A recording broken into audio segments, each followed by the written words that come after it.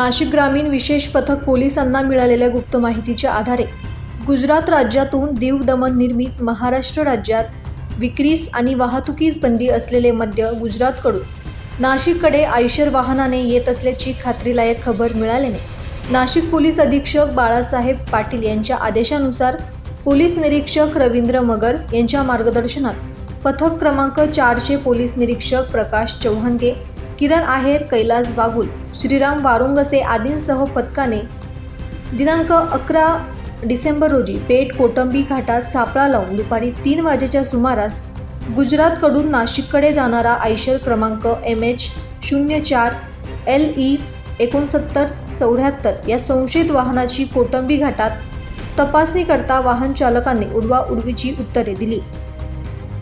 मात्र वाहनाच्या आतील तपासणीत वाहन मागे रिकामेच होते, परंतु वाहनाच्या पुढील भागात कप्प्यामध्ये मद्याचे खोके भरलेले आढळून आले। वाहन चालक दीपक संजय काळे,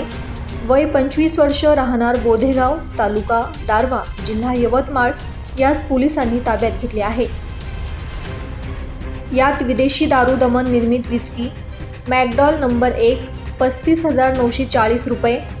रॉयल चॅलेंज 96,000 रुपये, रॉयल स्पेशल प्रीमियम 2,11,200 रुपये, रॉयल स्टॅग 1,02,000 रुपये, जॉन मार्टिन 4,32,940 रुपये, DSP ब्लॅक 30,240 रुपये, आयशर वाहन 15 लाख रुपये, मोबाईल 10,000